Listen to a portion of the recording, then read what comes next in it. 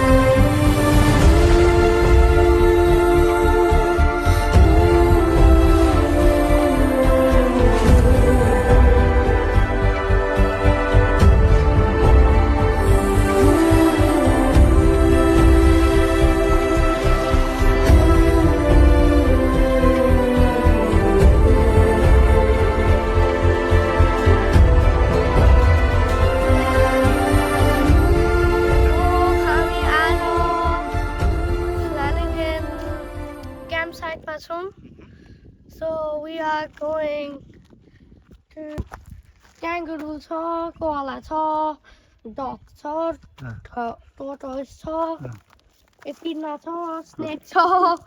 कसको बर्थडेको लागि आएका हामी?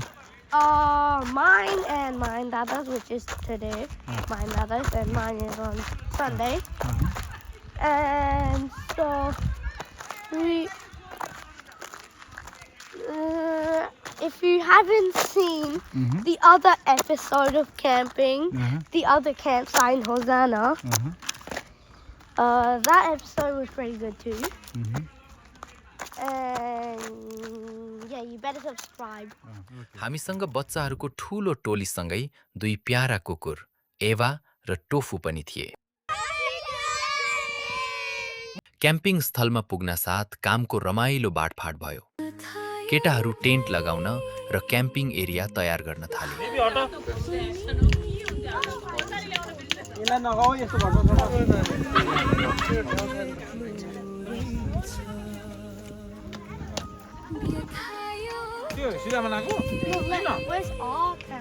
हावा चलिरहेछ यहाँ, यस्तो रमाइलो भइरहेछ।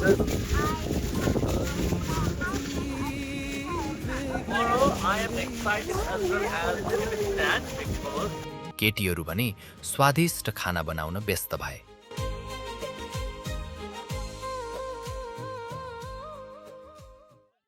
टोफुको लागि टोफु होइन ठुला खुसीको सीमा कहाँ हुन्छ मुस्कानको आकाश This is poison spot over there. Poisons?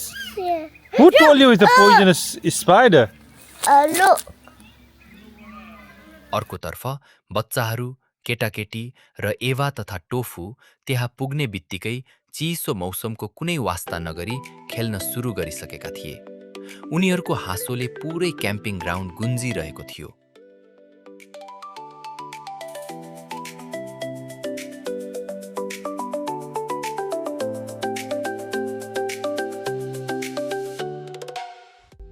खाना तयार भएपछि सबैजना एकै ठाउँमा बसेर रमाइलो कुराकानी गर्दै मिठो भोजन खायौं।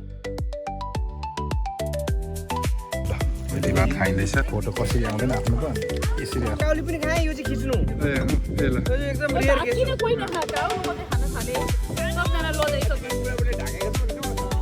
आखिर त्यत्रो ढाक्ने आइबे छ म पनि गएँ भात मलाई पुग्छ भातलाई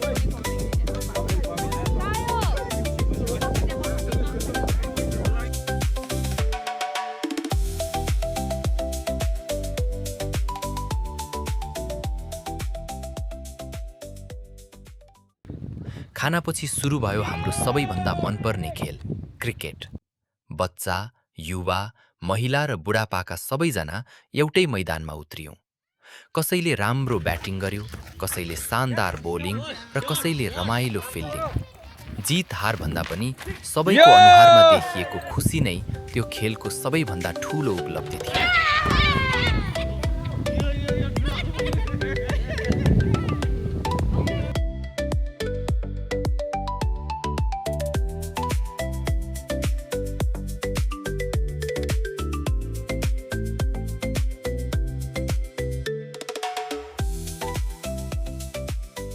त्यसपछि मयोनको 12औं जन्मदिन भव्य रूपमा मनायौं।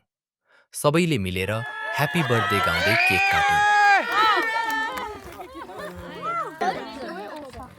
Okay, Maya, you got to separate everything. मयोनको मुस्कानले त्यो सासलाई अझै सुन्दर बनायो। सवालों से परेशान हूँ मैं, ओ परेशान हूँ।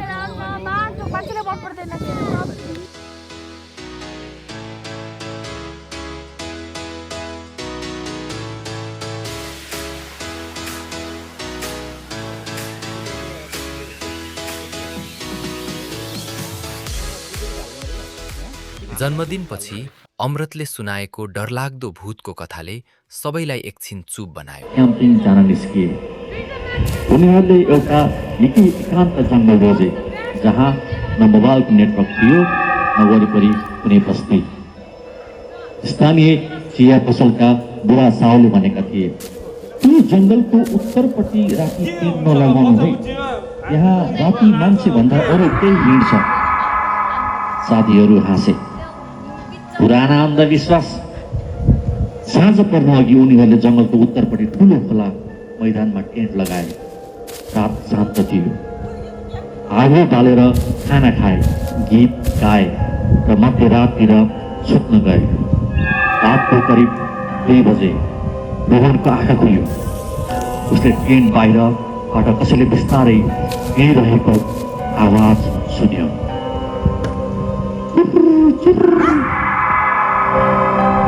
सबका पात तोड्चिएको आवाज आयो। उसले सोचे कुनै जनावर होला। कसैलाई डर लाग्यो, कसैले डर नलागे जस्तो अभिनय गर्यो, तर सबैले ध्यान दिएर कथा सुनिरहे। त्यसपछि उनले सुनाएको भावनात्मक कथाले वातावरण नै परिवर्तन गरिदियो। नमस्कार अनि स्वागत छ तपाईहरुलाई। आज पनि तपाईहरुको लागि हामीलाई लेखेर पठाउनु भएको एउटा कथा लिएर आएको छु। कथाको शीर्षक मैले राखेको छु आमाको फोन। रातको 12 बजिसकेको थियो। सुमन विदेशमा काम गर्थ्यो। दिनभरको थकानपछि उसले मोबाइल हेर्दा आमाको 7वटा मिस कल देख्यो।